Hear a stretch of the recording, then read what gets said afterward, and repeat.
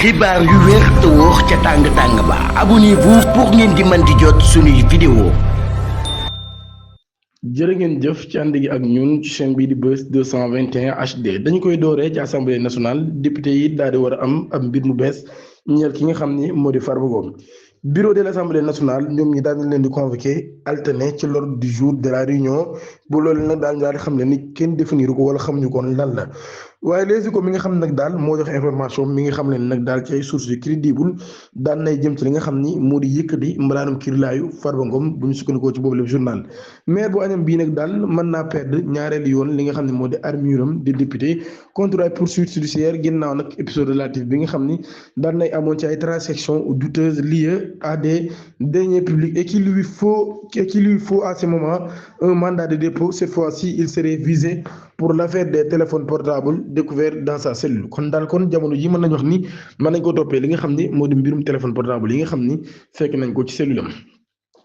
Politique, Barthélémy Toye Dias imite Ousmane Sonko et Bassirou Diomaye Diakhar Faye. Président Diomaye Faye day ginnaaw bi nga xam ne moom ak premier ministre Ousmane Sonko ñoom ñi nekkuñu nag ñi nga xam ni ñoom ñoo adopté rek li ñuy wax tournée à l'étranger et au Sénégal. Barthélémy Dias nag daal moom mi ngi écoulé régulièrement surtout depuis qu'il a décidé de voler de ses propres ailes maanaam kon bi nga xamee ne kon mujj na daal di ber yoonu boppam ngir dem moom Barthélémy Dias mii day daal nay commencé nag daal di amal ay tournée moom mi nga xam ne moo jiite sax mouvement Sénégal bi ñu bokk di amal ay tournée nag daal yoo xam ne mi ngi koy def ci biir réew mi ak bitim réew mi bu ñu sukkandikoo ci journal bi nag daal moom mii nag précisé wul li nga xam ni moo di réew yi Dias di visité nii diirée bi waaye nag daal mi nga xam ne ni kon Dias mii mi ngi ab tournée bu am solo lool boo xam ne mi ngi koy def ci biir réew ak bitim réew ngir nag daal di gën a mën a yaatal ci wàllum politique. Affaire Acer coordination des RV France chargé le directeur Jean-Michel Sène affaire Acer nag daal bi nga xam ne moom moo secoué le Sénégal depuis plusieurs mois loolu yi nag daal nay nekk ci ab conférence de presse boo xam ni ñu doon si woon mooy Paris par le parti République des valeurs RV du député Thierno Alassane Sall aujourd'hui à Paris maanaam kon ca Paris fa la ñu organisé woon boobu le point de presse ñi nga xam ne ñoo bokkoon ci parti bi nga xam ne moo di RV Thierno Alassane Sall daal ko jiite ñu ne nag daal bu ñu décidé nag daal di jël kàddu tey jii nekkul nag daal par goût de la polémique ni par calcul politicien mun nag daal dañ koo def ndax mbirum Acer bi daan nay nekk nag daal mbirum état boo xam nag daal lu révélatrice la daan nay jàpp nag ay dérive daan nay am ci actuel gouvernement bi waaye ba tey ci loolu yi nag daal ñu jàpp ni affaire bi nag daal nekkul loo xam ne ab rumeur rek la waaye nekkul tamit loo xam ab câble la waaye nag dañ koo révélé documenté ko waaye nag daal koy porté tamit ci li nga xam ne moo di place publique bi te Thierno Alassane Sall bokk ci ñi nga xam ne ñoom ñoo def lu ni mel ñoom responsable politique yi nag daal ñu ngi joxoñ kon ki nga xam ne moo di Jean-Michel Sène baaraamu tuuma bu baax a baax ci boobu leen mbir waaye tamit di sàkku ñu daal di leeral mbir mi ci nu mu gën a gaawee kon daal ñoom ñi nga xam ne ñooy ay farandoo yi Thierno Alassane Sall mii daan nañu wax kon ci mbirum Acer bi waaye tamit ñi ngi sàkku mbir mi daal di gën a leer ci nu mu gën a gaawee Ngathie Nawde ab père boo xam ni maanaam kon waay juru fukki xale ak ñett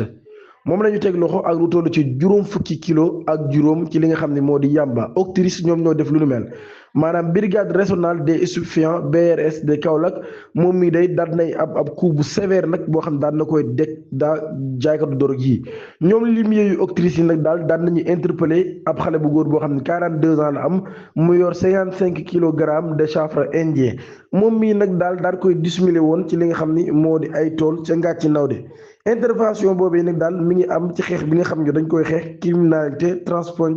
transfrontalier organisé bi nga xam nag daal mi ngi am ci région boobee enquêteurs nag daal daan nañu amoon ay information yu wax nag daal ci foofee am na stupéfiant boo xam ne am na fa ci boobu lépp zone élément yu BRS yi nag daal découvert 2 colis astucieusement minés dans les champs salines maanaam kon ñaari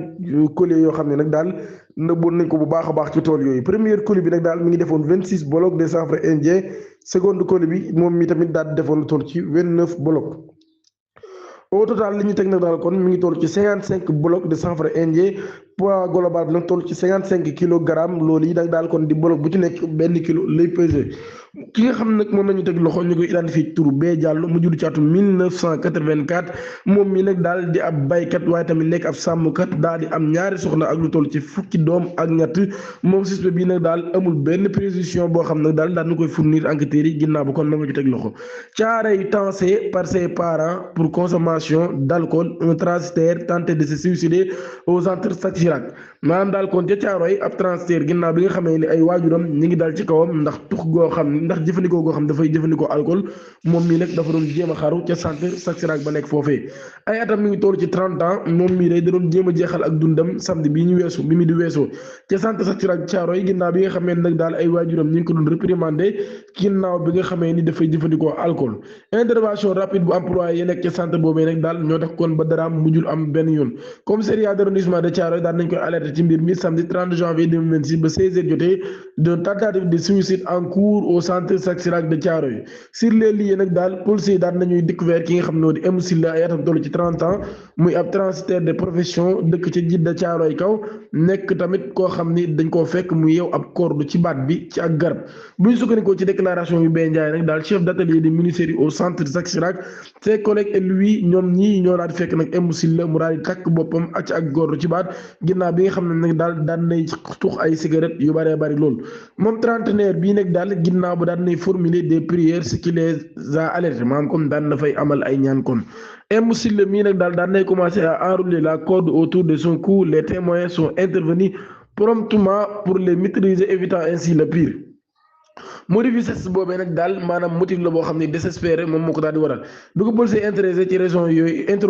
yooyu si sa tentative de suicide M Silla daal na déclaré nag daal dañ koy réprimander ay waajuram ñoom ñooy dal ci kawam ginnaaw bi nga xamee ni dafay jëfandikoo sàngara lu bëree bëri lendemain matin son réveil il se sentit profondément humilié par les reproches de ses parents loolu kon moo tax mu daal di nag jéem a dem daal di xaru procureur Sall di ko chef de parquet Pikine Guédiawaye daal nañu ko informé ci tentative de suicide boobee daal nañu ko tijji ab enquête Touba ay préservatif ak dorog la police daal teg loxo ci ak kër gu bees tàq jàpp na ci nag ñetti xale yu jigéen brigade de recherche des postes de Guy Mbind daal nay interpellé ci guddik jeudi 29 ou vendredi 30 janvier 2026 9 personnes ci loolu ñetti xale yu jigéen daal ciy bokk ngir détention et usage collectif de chanvre indien ci ak kër goo xam ne gu bees tàq la nekk ca Massugar bu Touba